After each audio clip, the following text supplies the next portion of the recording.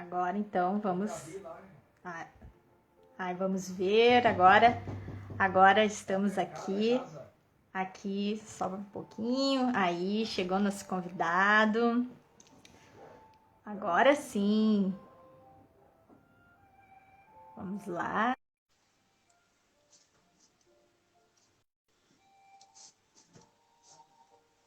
Dando Vini.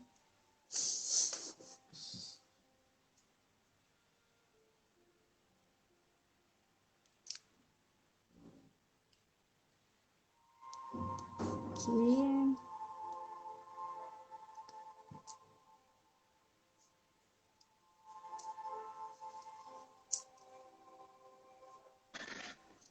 Olá, agora deu certo. Agora deu.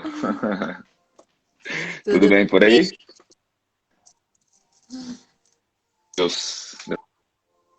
Tá travando um pouquinho? Tudo bem, agradeço pelo convite, né? Para o senhor estar aqui conosco. Melhorou? Olá. Tá Agora travando um tá melhor pouquinho a aí? sua, né? Agora Agora melhorou. melhorou, né? A internet que não tá boa, Isso. agora fui pro 4G. Então, tá. Então, seja bem-vindo. Né? Eu vou lhe apresentar e já vou logo passar um pouquinho para o senhor comentar, porque eu já vinha falando um pouquinho, né, sobre a Aham. história do Viktor Frankl no campo de concentração, que foi quem criou a logoterapia. E aí quero deixar, porque eu sei que o senhor tem outros compromissos, para o senhor estar comentando um pouquinho, né, como professor, na visão do professor de história, Uhum.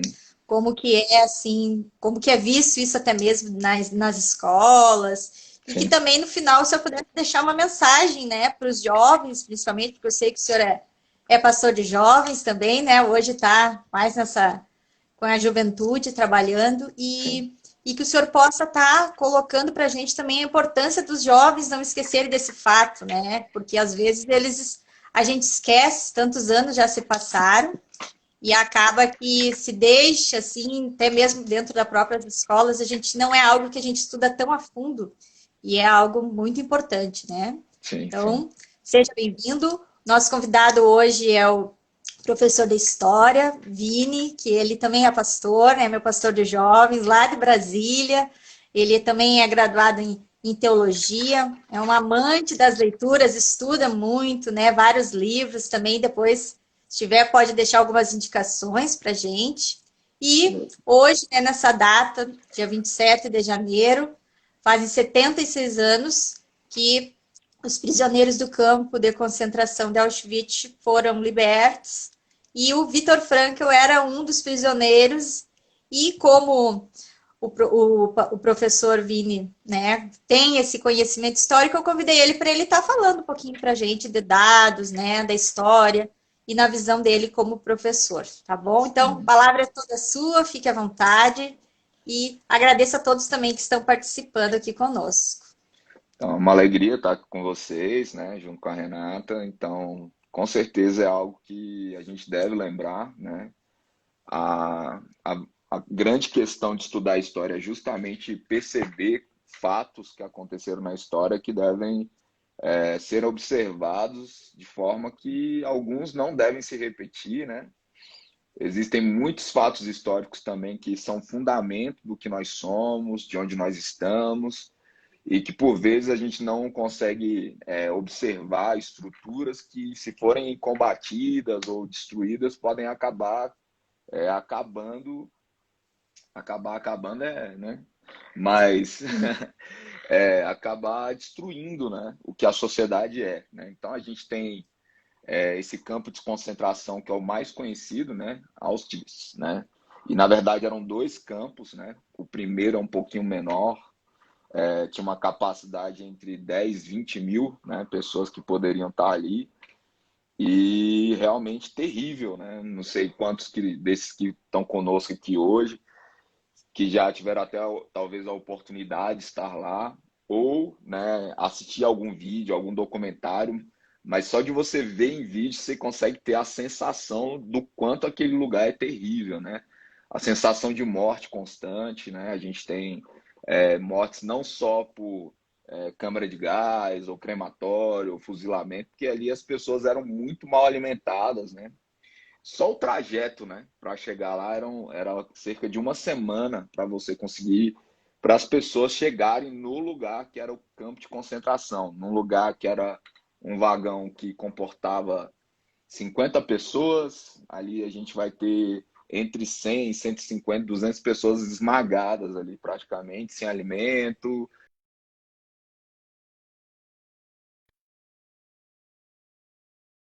Tem um contexto já difícil da chegada, né? E, então as pessoas já chegavam debilitadas, né? Se for analisar assim.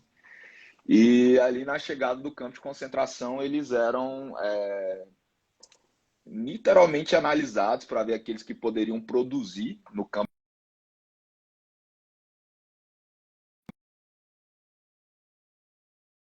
Né?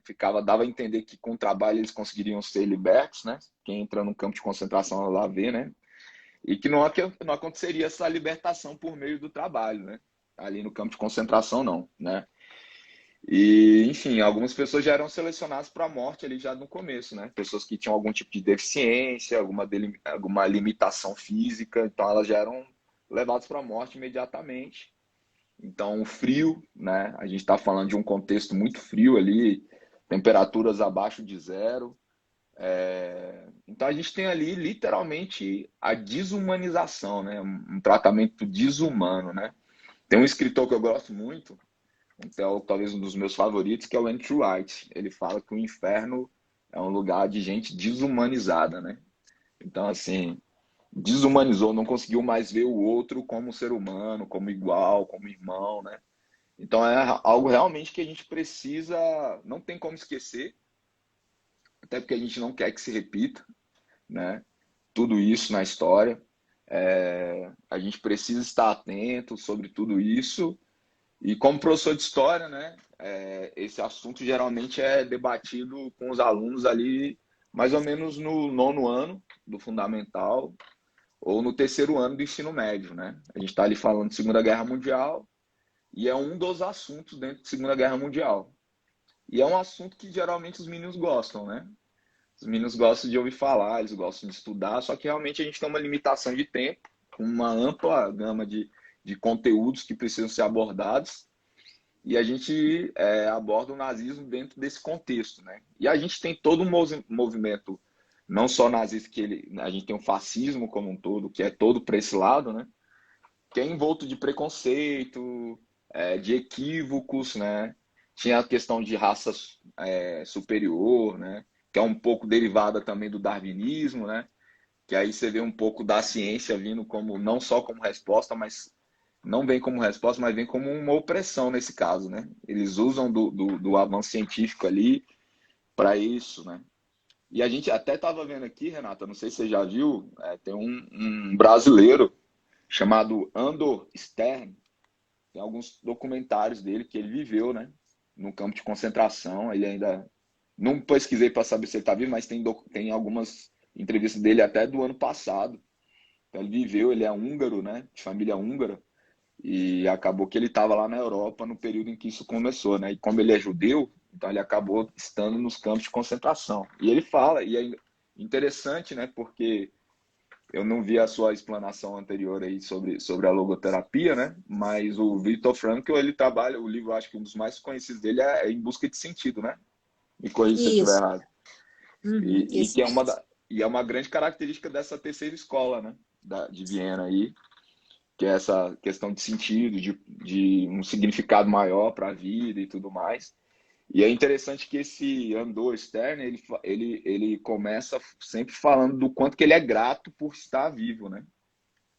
E que ele estava ali, assim, ele falava que quando ele saiu do campo de concentração, tudo que ele queria era um sapato que não entrasse água e que ele considerava uma meia ali já um luxo, mas ele queria esse luxo, um terno no qual ele conseguisse colocar um pão e ele conseguisse ter a certeza que ele não ia deixar de ter comida, né? Então, um certo domínio, trazendo sentido nas mínimas coisas e uma gratidão. Ele fala assim, cara, você vai ali, a minha cama é cheirosa, eu tenho onde dormir. Então, assim, como que ele encara, né? E isso me faz pensar um pouco nesse sentido de decisão, né, que as pessoas têm. Que ele podia decidir ficar amarrado pro resto da vida em torno da dor, né? Ele relata de fumaça saindo dos lugares de crematório, falando, ó, ali é sua mãe, seu pai, seus avós, seus tios sendo queimados. E ele podia carregar, né? Lógico que isso é muito dolorido, né? Mas ele podia ficar envolto disso, mas ele decidiu seguir, não que não doa, né? Mas assim, ele decidiu caminhar para um outro viés, né? Tipo, conseguir encarar com gratidão ele tá vivo. Ele fala assim, cara, você não sabe como que os brasileiros são privilegiados pelo calor humano que o brasileiro tem. Então, assim, bom, campo de concentração é terrível. Auschwitz era o maior que tinha, né? Principalmente o 2. E, enfim, é algo que a gente não tem como esquecer, porque é algo que não pode se repetir. E muito fruto de equívocos quanto à superioridade, à raça superior, a preconceitos, né? Ali não tinham somente judeus, né? A gente tem ciganos que estavam lá, pessoas homossexuais, deficientes físicos, né? E que literalmente o pensamento do nazista era de que ele estava fazendo um favor ao mundo, né? Que eles usavam nessas câmeras de gás aí pesticida, né? Então, literalmente eles entendiam todas essas pessoas como uma praga, né? Então realmente é muito louco isso, né? Pensar que o tratamento que um ser humano estava dando a outro sem considerá-lo como um igual, né? Então isso é um aprendizado que a gente precisa levar, né? De que hoje mesmo eu estava andando de bicicleta com a minha filha, né? E aí ela estava falando, né, das pessoas da família, e aí eu nem entendi por que que ela entrou nesse contexto, né? Porque ela começou a falar, papai, eu e você somos brancos, né? E o tio Samuel, ele é negro, e fulano é moreno, e ela falando das cores, né? Da pele aí e tudo mais, e eu aproveitei para falar, filha, independente da cor, nós somos todos iguais, né? Então, o respeito é principalmente porque nós somos humanos, né? E se a gente visse o outro como humano, né? E eu gosto de dizer isso, que quanto mais perto eu chego de alguém, mais eu consigo olhar ela no olho. E quanto mais eu olho alguém no olho, mais eu consigo me ver naquela pessoa. Então, se eu chegar muito perto, as pessoas não são tão diferentes de mim, né? Talvez as pessoas até que eu critico não são tão distantes assim de mim, se eu chegar muito perto. A gente tem nossas debilidades, a gente tem as nossas convergências. Então, realmente é um episódio na história bem complexo, bem difícil, e que acabou gerando muita gente boa também, né? Vamos dizer assim, que o que eu vi do Viktor Frankl é que muito do que ele tinha, porque ele começou com essa teoria, parece não, né? Começou antes, né? Foi Antes dele. antes isso. E Uhum. ali eu vi algumas coisas dele falando assim de que lá ele colocou à prova se isso realmente funcionava, né? Uhum. E aí eu vi até um relato de que ele levou escritos, né, num casaco que foi perdido, né? Que depois ele pôde escrever e tal, mas, ou seja, ele colocou à prova e não é só ele, né? A gente tem muita gente boa, né, que foi desenvolvida aí, que graças a Deus sobreviveram, né, aos campos de concentração e montaram teorias, conhecimento, filosofias, reflexões, não só na área da psicologia, mas em diversas áreas. E tem outro ponto que é muito maluco, né? É que você imagina que, mediante a infeliz. Tem até um médico chamado Joseph Miguel, uma coisa assim, não lembro muito bem a forma como diz, né? Que é Miguel, que ele era chamado o anjo da morte, né? E fala de muita experiência que ele fez com os seres humanos, né? Coisas terríveis, terríveis, terríveis, terríveis, que ao mesmo tempo foram relatos que geraram algum tipo de avanço científico, né? Terrível, é algo terrível, mas que eles faziam um teste com seres humanos para ter algumas noções do que a gente tem de ciência. Então a gente teve uma infeliz forma de ter algum tipo de avanço científico e médico nesse período também, que acaba reverberando um pouco no que a gente tem de avanço da medicina nos nossos dias. Que também não justifica, né? Não é muito justificável. Mas de alguma forma trouxe algum tipo de avanço. É bem maluco, assim, tipo, tudo que aconteceu nesse tempo, a gente tem cerca de 6 milhões de mortes só de judeus no período da Segunda Guerra Mundial, né? Só de judeu, tirando todo o contraponto aí que a gente tem dezenas de milhões de pessoas que foram mortas na Segunda Guerra Mundial e que eu creio que nós, como humanidade, aprendemos um pouco sobre isso para evitar um conflito de proporção mundial, como foi a Segunda Guerra Mundial. Hoje existe uma busca bem significativa para que isso não se repita, né? Mas ninguém garante nada mediante algumas situações de extremo que a gente está tendo hoje, né? A gente tem uma situação bem complexa, politicamente falando, dentro do Brasil e fora dele. Tem algo que o senhor falou que é bem interessante, que dentro da própria logoterapia a gente trabalha com a questão dos valores atitudinais, que são quando, por meio do sofrimento, através da dor, de perdas, as pessoas encontram sentido. E é o que a gente vê muito lá, que aconteceu no campo. As pessoas sofreram, mas muitas delas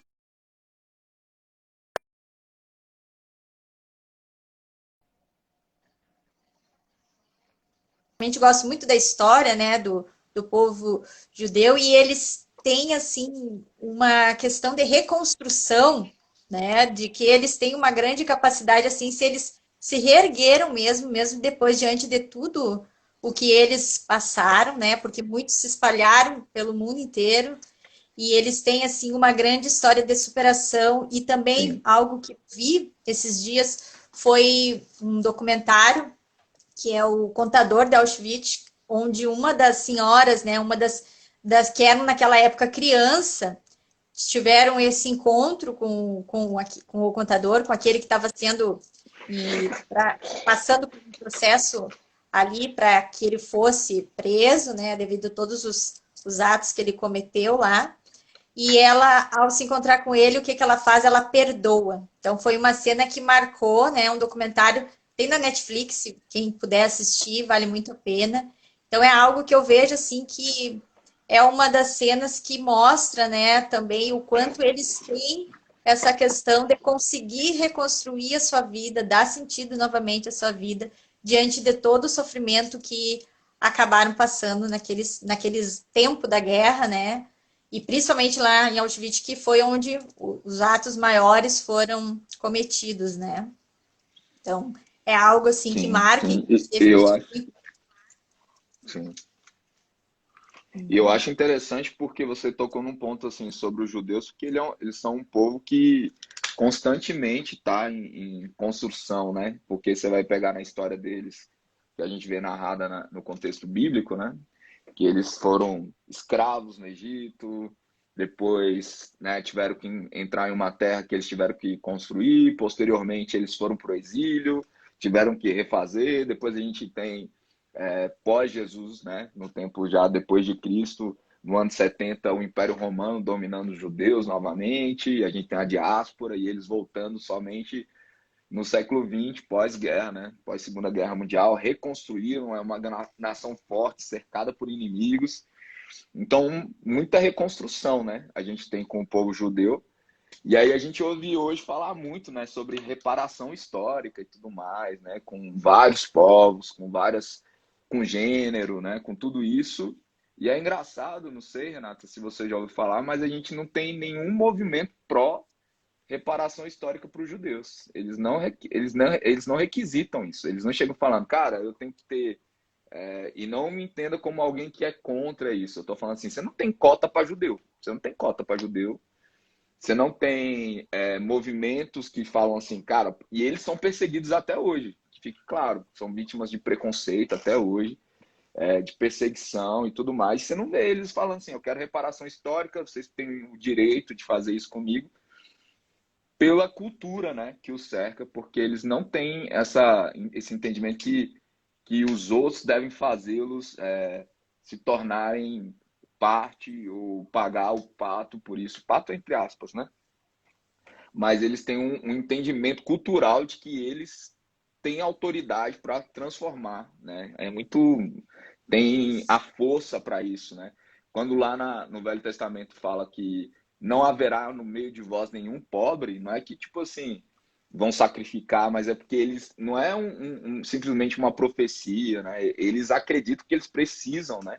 Fazer algo para que não sejam dominados por isso. A cultura do judeu é essa, né? Eles até li um livro esses dias que fala assim, judeu ele não dá, ele empresta, né? Ele não tem a cultura de dar para os outros, ele empresta. Por quê? Porque a pessoa vai ter que trazer de volta. E por muitas vezes na cultura deles, quando a pessoa traz de volta, ele vai falar assim, não, ao invés de você dar para mim, passa para outro judeu para se reconstruir. É uma cultura deles. Então, hoje, eu acho que se pesquisar aí até no próprio Google, você vai ver que grandes donos de bancos são judeus. Os maiores prêmios Nobel têm algum tipo de ascendência ou são parte de um contexto judeu. Então, assim, é um povo que não fica abraçado, entre aspas, pelo vitimismo, né? Tipo assim, vocês me devem, vocês têm que fazer algo por mim. Pelo contrário, eles assumem essa posição da dor de tudo que aconteceu. Isso acontece desde o exílio lá, né? Eles não querem voltar para o exílio, então eles tomam uma postura para isso. Agora, novamente, tipo, a gente não vai ser dominado por como a gente foi na Segunda Guerra Mundial, então eles se movimentam para literalmente fazer algo, né, a partir de, né? E é uma nação incrível, né? Se tu analisar hoje o contexto de Israel, transformaram um deserto em um lugar fértil, um lugar que não tem água, e eles criaram, dessalinizaram a água, e hoje distribui água, um lugar que não tem água potável, distribuindo água, né? Então são pessoas que fazem brotar recursos de lugares. Então, assim, são realmente. E você vai ver, né? Até hoje o tão combatido Karl Marx, por muitos aí combatido, né? Ele tem uma ascendência judia, né? Ele é filho de judeus, apesar dele não ser um praticante da fé judaica, ele é um cara que veio dessa descendência aí e que acabou pegando um pouco do que ele aprendeu, talvez, com a família dele e trazendo para o que é o comunismo, o socialismo dele aí, só que ele tira Deus da equação e me perdoe quem é contra aí que lasca tudo, né? Fica bonitinho no social, fica bonitinho na justiça social, fica bonitinho na igualdade, mas na prática tem a corrupção humana em todo lugar que foi aplicado, né? Então é complicado, né? Tirar Deus da equação é complicado. E dentro da logoterapia, o que o Frankl traz é que o ser humano ele é visto, né, corpo, alma e espírito. A questão do espiritual, né, dentro da dimensão noética é onde as pessoas buscam esse sentido, né? Claro que não é num cunho, num olhar assim religioso, mas o espiritual é o que onde gera criatividade, onde as pessoas consegue desenvolver o potencial dela e descobrir através desses valores, né? E a gente sabe que, principalmente de todos os prisioneiros, o maior número eram os judeus eles são muito inteligentes mesmo, né? Então, por mais que eles estejam espalhados pelo mundo, onde eles vão, eles deixam como se fosse uma marca, né? Eles têm, assim, um registro, ó, essa pessoa, né? Até mesmo no Brasil, a gente sabe de grandes figuras que prosperaram, eles têm isso muito forte dentro da história deles, né? Como o senhor falou lá, citando até mesmo as escrituras, que eles não são, né, não seriam pobres, não pediriam emprestado, mas são pessoas que conseguem crescer e comprovando mais uma vez o que o Frankl trouxe, né, dentro da sua psicoterapia, da sua linha de estudo, né, que é assim imensa, comprovando mesmo diante de uma situação difícil, infelizmente teve que passar por esse campo, mas confirmou tudo aquilo que ele estudou antes, né? Sim, Então, sim. É é muito louco bem, isso, né? Muito louco. é algo que me chama muita atenção, essa questão que às vezes, né, o senhor que lida bastante com jovens, às vezes se depara, né, com a juventude que chega, ai, cabisbaixo, às vezes não consegue aquele tênis, né, que gostaria de ter, muitas vezes se queixa e diz, ai, a minha vida não tem valor, não tem sentido, porque eu não consigo ter o que eu quero, e o exemplo que a gente tem dessas pessoas, né, de que conseguiram, diante de tudo aquilo que eles passaram, que eles sofreram, eles conseguiram reconstruir a sua vida, dar sentido, como o senhor falou mesmo, não se fazendo de vítima. Então, eu queria, assim, até pedir para o senhor comentar um pouquinho, falar, assim, deixar uma mensagem bem para a juventude hoje, né, diante desse olhar histórico, para que também busque fontes, para que vejam, estudam e consigam, a partir de hoje, assim, do tempo que a gente está vivendo, a gente tem tantas oportunidades, né, professor Vini, e que os jovens possam olhar, não, mas se esse povo conseguiu, passaram por tantas coisas, e tantas coisas que eles fazem hoje, eles não deixaram com que a dor tomasse conta deles, que o senhor deixasse uma palavra, né, para os jovens, assim, nesse sentido, Sim, e também que busquem estudar essa parte histórica mais a fundo também, né? claro, claro. Vale a pena, né, você saber quem você é, e você só vai saber quem você é conhecendo a sua história. Ninguém vai te conhecer simplesmente de bater o olho, né, de ver o que você está sendo no presente, né. Eu digo para os meus alunos e para a galera que eu tenho acompanhado como pastor é que a gente pode fingir ser para as pessoas o que a gente quiser, mas para a nossa família, para quem conhece a nossa história, a gente está desnudo, né? A gente está exposto. Então não adianta fingir ser quem você não é. E vale a pena ser quem você é, né? Eu gosto, sabe, Renata, de ir num shopping aqui de Brasília, onde tem uns relógios bem caros lá, né? Nunca comprei nenhum, nunca ganhei nenhum ainda também, mas eu vou lá para ver o quanto que esse relógio é caro e uma vez eu tive a oportunidade de entrar nessa loja e perguntar por que, que ele era tão caro. E ela me afirmou, né? Cheguei lá para a vendedora, ela chegou assim explicando para mim: ó, esse relógio aqui, esse aqui tem tipo assim quatro no mundo. Esse aqui tem dois no Brasil, né? Esse aqui ele é o único no mundo. E quanto mais único aquele relógio era, mais ele era caro. Então, por vezes, a gente tenta ser cópia, a gente tenta reproduzir um discurso ao invés de assumir a nossa posição real no mundo pelo qual Deus nos criou para ser. Então, vale a pena ser você, vale a pena conhecer sua história, vale a pena saber de onde nós viemos, conhecer tudo isso e avançar naquilo que Deus te chamou para ser. O maior poder que eu creio, né, que Deus entregou para o ser humano se chama liberdade de escolha, de decisão, né? Não se faça como alguém que simplesmente foi vítima de um sistema. Lá no futuro, né, você não vai poder culpar os seus pais, nem o diretor da sua escola, nem o professor, né, de ter sido o motivo do seu fracasso, porque tudo que a gente pode fazer, a despeito de toda a circunstância, a despeito de tudo que possa acontecer, é tomar a decisão de permanecer num lugar de dor ou avançar para a próxima fase, né? Permanecer num lugar de derrota ou avançar. Todo mundo vai fracassar, todo mundo vai falhar na jornada, todo mundo que está aprendendo vai cometer algum erro, porém a gente tem que escolher avançar para a próxima fase, a gente precisa avançar e não ficar parado nesse lugar. Reconhecer os pontos que me fizeram errar, reconhecer as falhas que talvez eu tive na jornada e avançar para a próxima fase para que isso não se repita. Isso é o aperfeiçoamento, né, que a gente tem e que Deus nos proporciona nesse processo. E vale a pena passar pelo processo de crescimento. Não vale a pena chegar num lugar e cair de paraquedas. O melhor é você passar pelo processo, chegar nesse lugar com maturidade. Não assuma um comportamento de que todas as pessoas têm o dever de fazer algo por você. Quem tem o dever de fazer algo por você é você mesmo. Deus já te deu esse poder. E eu digo assim que, como já falei nessa fala aqui, né, Autora? O maior poder que Deus nos deu foi a escolha, a decisão. Então, decida avançar, decida crer, decida ir além do que os seus olhos veem, decida ir além do que as suas emoções dizem. Se preocupe sim, porque o nosso corpo fala, como você falou aqui, Renata, nós somos corpo, alma e espírito. Então, nosso espírito está comunicando com a gente, por vezes a gente não dá atenção, a nossa alma fala com a gente. Por vezes você está com dores emocionais, não ache que você é forte demais para sustentar isso sozinho, procure ajuda, né? Identifique, outras pessoas podem cooperar com você. Então, não ande sozinho, procure ajuda, não se coloque numa situação como se você não tivesse o que fazer, não coloque culpa nos outros, né? Por vezes a gente quer colocar a culpa em todo mundo, e esse é o erro original. Adão, ele caiu, ao invés dele dizer, ó, vacilei, fiz aquilo que o Senhor disse para mim não fazer, ele jogou a culpa na mulher, a mulher jogou a culpa na serpente, não adianta, nunca resolveu.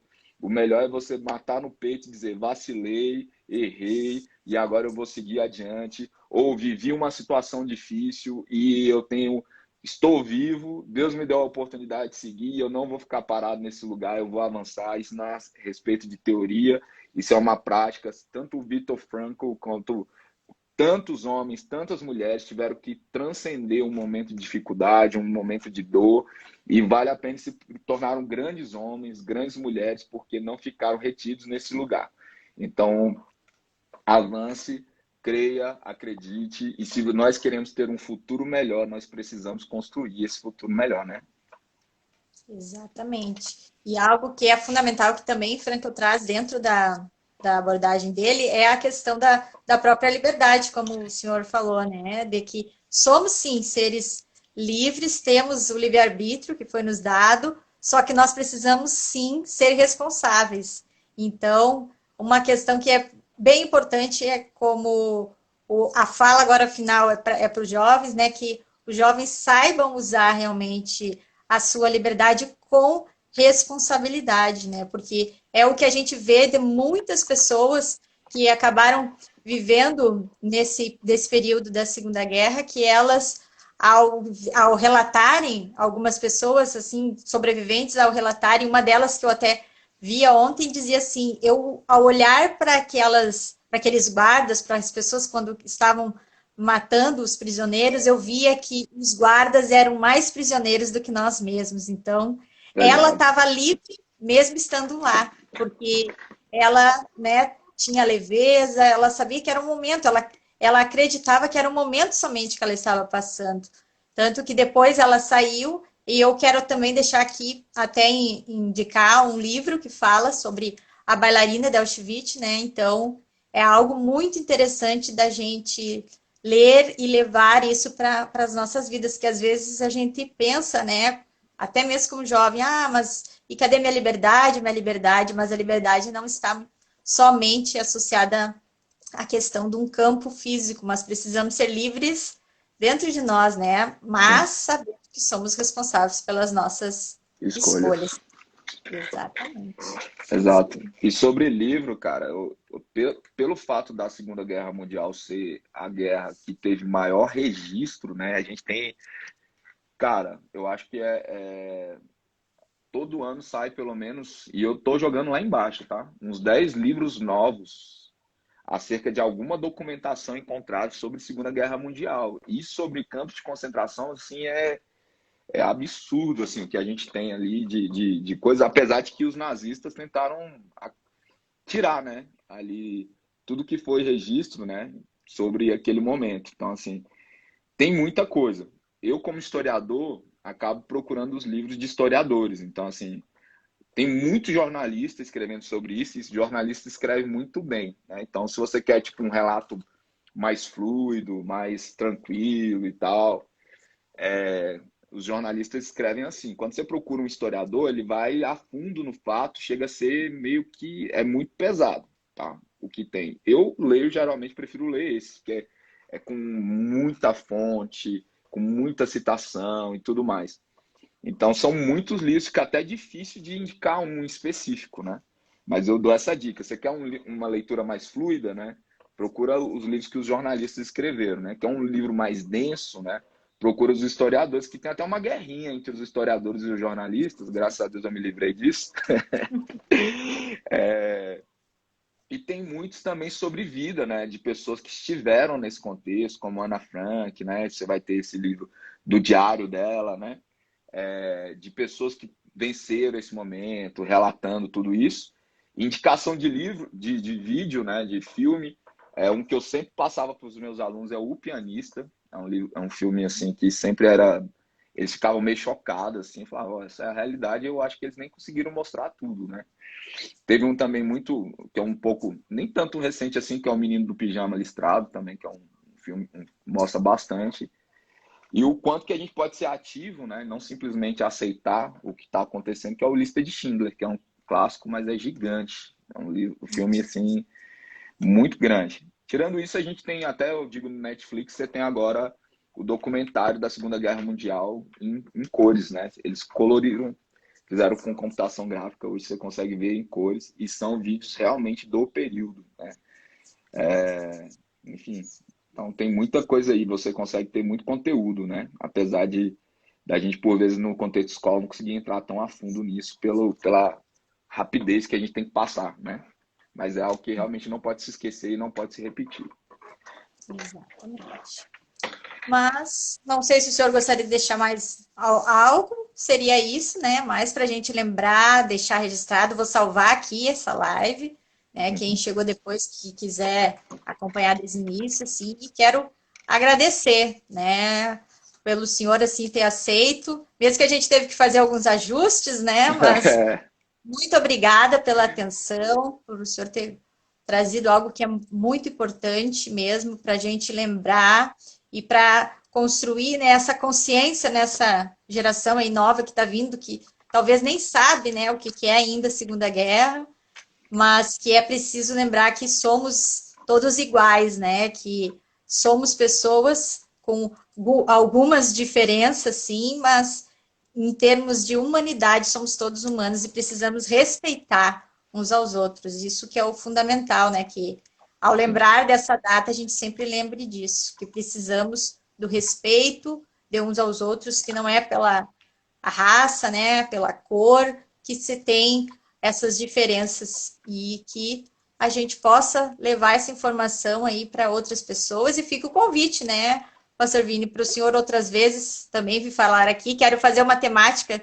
sobre juventude, jovens, e quero chamar Bora. o senhor e a pastora Thay também para estarem conversando sobre esse tema futuramente. Bora, bora. E vale a pena, né, a gente lutar para que as pessoas entendam que nós somos humanos, e como humanos, independente da cor da pele, independente do gênero, nós somos iguais, nós somos humanos, nós somos irmãos, filhos de um Deus todo-poderoso que se alegra. Ah, qual é o nome de Deus? Ele ensina a gente na oração do Pai Nosso a chamá-lo de Pai, né? Então a gente deve se encarar assim. O primeiro tratado a respeito de igualdade a gente tem em Gálatas. Não há judeu, nem gentil, nem homem, nem mulher, todos são iguais perante a Deus, todos são recebidos, todos são amados, né? E, enfim, que a gente carregue, né, enfim, esse amor ao próximo, esse entendimento de que nós somos irmãos, somos humanos e como humanos nós precisamos respeitar os nossos iguais. Isso aí. Então, E grande tá. alegria estar com você, viu, Renata? Grande alegria participar aqui, né, diretamente de Brasília. Espero em breve estar aí pelo Sul. Isso E aí. tamo junto, cara. Foi uma grande alegria. A gente teve uma série de adaptações, como você falou, né, pelos contextos. Era para ser 20 horas, teve que ser agora. Mas grande alegria estar aqui com você e me sentir muito honrado de poder, de alguma forma, contribuir. Então, tá. Muito obrigada, tá? Uma boa noite e até breve. Tchau, tchau. Até. Obrigada a todos Falou. também que estiveram conosco. Tchau, tchau. Valeu, galera.